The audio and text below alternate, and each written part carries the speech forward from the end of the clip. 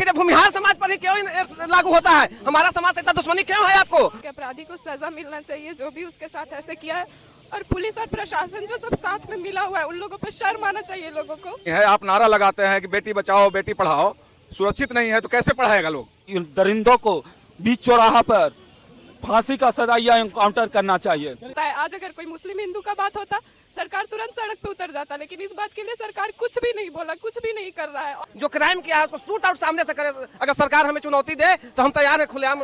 यही सरकार रहे, एकरा जल्दी हटाओ, एकरा नीतीश कुमार के हाँ एकरा जल्दी कबार के बीगा।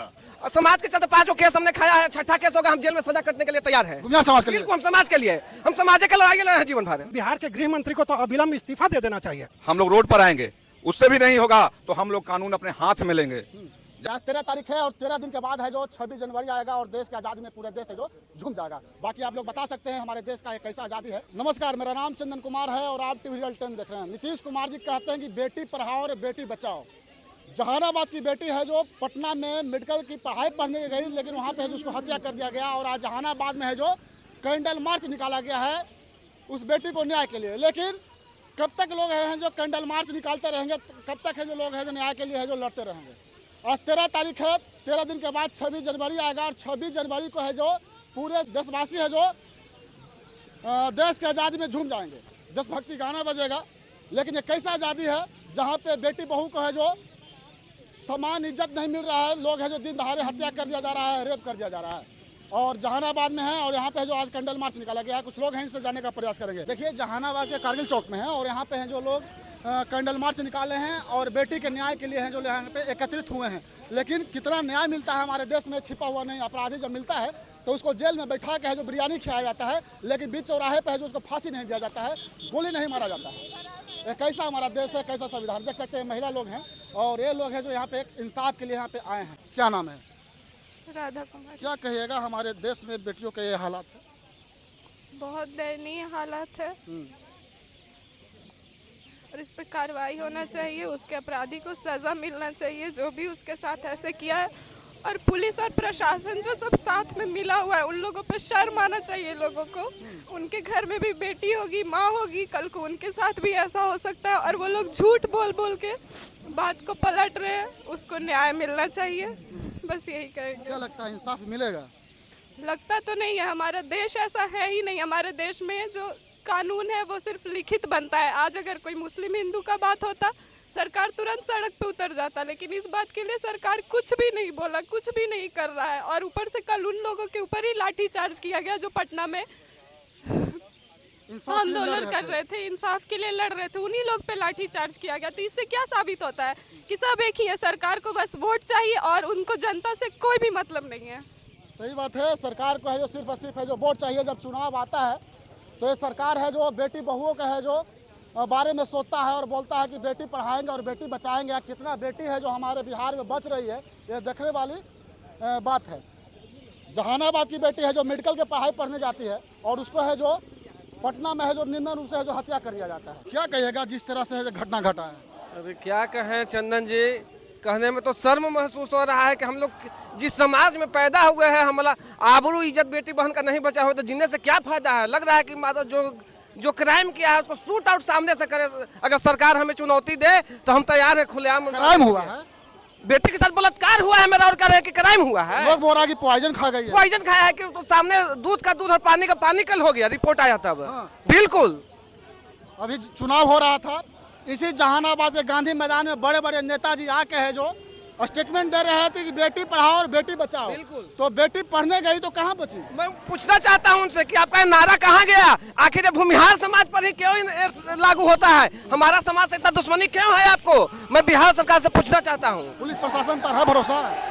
पुलिस प्रशासन पर उम्मीद था, लेकिन अब उम्मीद धीरे धीरे टूटते जा रहा है कि पुलिस प्रशासन को जो वो चित्रगुप्त नगर के थाना प्रभारी है उसको पैसा पर खरीद रखा है, तो भरोसा किस पर करूँ? कौन खरीदा?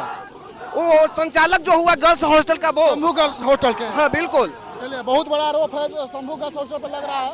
ये बोल रहे हैं कि वो है जो पुलिस प्रशासन के है जो खरीद चुका है। बिल्कुल, है ना? अगर सरकार से नहीं हो तो खुलेआम हम लोग कह दे कि नहीं होगा तो हम लोग उसका चुनौती खुद कर लेंगे। आप लड़ लेंगे? बिल्कुल, समाज के चलते 5 केस हमने खाया है, 6ठा केस होगा, हम जेल में सजा कटने के लिए तैयार है। भूमिहार समाज के लिए? बिल्कुल हम समाज के लिए, हम समाज के लड़ाई लड़ रहे हैं जीवन भर। बिल्कुल। देखिए, ये जहानाबाद की बेटी है जो बड़ा सा सपना लेके है जो पटना गई थी पढ़ने के लिए, और उसको है जो वहाँ पे है जो हत्या कर दिया गया, और उसको न्याय के लिए, इंसाफ के लिए जो यहाँ पे कैंडल मार्च निकाला गया। देख सकते हैं यहाँ पे है जो कारगिल चौक है, और इस कारगिल चौक पर है जो कैंडल मार्च है जो लगाया हुआ है। लेकिन क्या लगता है हमारे देश में बेटियों को कितना इंसाफ मिलता है? जो क्या कहिएगा चाचा, लड़की को इंसाफ मिलता है हमारे देश में? ना बाबू, ये कैसे कहल जाए कि पढ़े गए ना हाल हाँ। आ पढ़ाई में ही हालत है। क्या कहिएगा नीतीश कुमार से? अरे यहाँ आबे थे कहबो हमने कोई सामने है तो क्या कहिएगा, क्या मांगे सरकार से? यही सरकार चला रहे हैं, यही सरकार रहे, एकरा जल्दी हटावो एकरा। नीतीश कुमार के? हाँ, एकरा जल्दी कबार के बीगा, एकरा रखना गुनाह बा।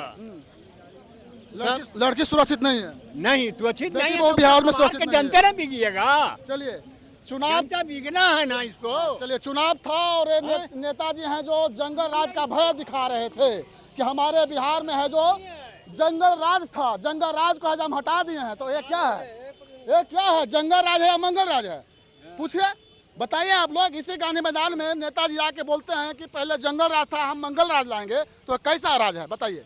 वो तो आप देख रहे हैं कि कौन सा राज्य है।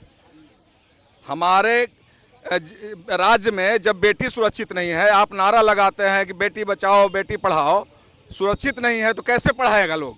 कैसे भेजेगा हॉस्टल में? कैसे भेजेगा बिहार से बाहर? आप उसका सुरक्षा की व्यवस्था नहीं कर रहे हैं। और व्यवस्था तो छोड़ दीजिए, जब हॉस्टल संचालक के साथ मिलकर आपका प्रशासन उसका नीपापोती करने में लगी हुई है, तो कहाँ है आप सम्राट चौधरी? क्या कर रहे हैं आप? बुलडोजर चलवा रहे हो। बुलडोजर चला, जब बेटी सुरक्षित नहीं है तो बुलडोजर चलाकर आप क्या कीजिए? गरीबों के ऊपर है जो खाली बुलडोजर चलवा रहे हैं, अतिक्रमण हटा रहे हैं। लेकिन इस लड़की के साथ, इस बेटी के साथ जो गलत हुआ है उसके बारे में जो नहीं सोचा जा रहा है। ये लोग हैं जो पटना के सड़कों पर उतर के हैं जो सरकार से मांग करते हैं कि उसको है जो फांसी का सजा हो, तो उल्टा है जो इन लोग है जो भगाया जाता है वहाँ से। बिहार की जनता ने 202 सीट पे जिता करके प्रचंड बहुमत के साथ सरकार बनाया था कि सुशासन की सरकार है। और ये सुशासन की सरकार में गृह मंत्री सम्राट चौधरी गरीब लोगों के मकान को बुलडोजर से गिरा रहे हैं। आज आवश्यकता थी, ये जो दरिंदा जो संचालक है उसके हॉस्टल पे बुलडोजर चल जाना चाहिए था अभी तक। तो ये करेंगे नहीं, ये तो खुद इनके ऊपर अपराध रहा है और ये अपराधी के अभियुक्त भी रहे हैं मर्डर का, तो ये दूसरे अपराधियों को तो मदद करेंगे ही ना। और आज हम लोग सभी लोग अपने बाल बच्चा बेटी को बाहर भेजते हैं पढ़ने के लिए, तो यही मान के चलते हैं कि बाहर में गर्ल्स हॉस्टल ही सबसे सुरक्षित जगह है। और गर्ल्स हॉस्टल में ही अगर किसी लड़की के साथ इस तरह का कुकृत्य का कारण मौत बन जाता है, तो हम लोग कैसे किसी बेटी को बाहर पढ़ने के लिए भेजेंगे?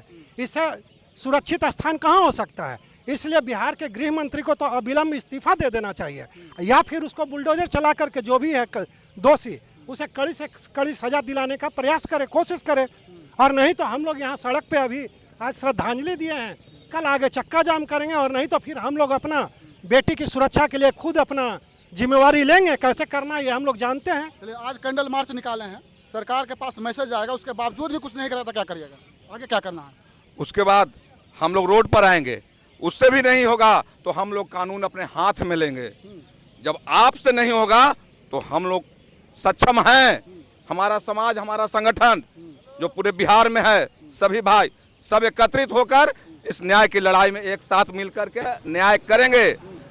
उनको अविलंब सारे जितने भी बिहार में गर्ल्स हॉस्टल हैं सबके सुरक्षा की व्यवस्था किया जाए, सबका रजिस्ट्रेशन कराया जाए, ताकि आज के बाद कोई ऐसा काम न हो सके। मुख्यमंत्री से हम कहना चाहते हैं, गृह मंत्री से कहना चाहते हैं, न्यायाधीश महोदय से कहना चाहते हैं कि इस पर जल्दी से जल्दी अपना कमेटी गठित कर इसके ऊपर कार्रवाई करने की कृपा कीजिए। चलिए, गरीब घर की लड़की, मिडिल क्लास की लड़की है जो एक बड़ा सपना लेके जाती है पटना पढ़ाई करने के लिए, और उसका सपना है जो अधूरा हो जाता है, वो है जो दुनिया छोड़ के चल जाती है, और उसको बताया जाता है कि उसको है जो गैंग रेप किया गया है, और उसके लिए है जो यहाँ पे आज कैंडल मार्च है जो निकाला गया है। क्या लगता है न्याय मिलेगा? न्याय के लिए तो हम लोग आज कैंडल मार्च ये हम लोग शांतिपूर्ण उसके श्रद्धांजलि के लिए किए थे, और ये हम लोग सब लोग जो टीम बना के श्रद्धांजलि किए थे। और अगर न्याय नहीं मिला तो हम लोग पहले चक्का जाम करेंगे और सरकार से मांग करते हैं कि हमारे क्या बोलते हैं गायत्री को न्याय दो, और इसके लिए जो भी हम लोग को करना पड़ेगा, हम सब एक हैं और इसके लिए सरकार के विरोध भी हम लोग को आना पड़ेगा। हम लोग सरकार के विरोध में आकर के काम करेंगे और हमारे गायत्रियों को न्याय के लिए जो करना होगा वो करेंगे। चलिए, आज 13 तारीख है और 13 दिन के बाद है जो 26 जनवरी आएगा और देश की आज़ादी में पूरे देश है जो झूम जाएगा। बाकी आप लोग बता सकते हैं हमारे देश का एक कैसा आज़ादी है, कैसा प्रशासन है, कैसा कानून है, कैसा संविधान है। जय हिंद।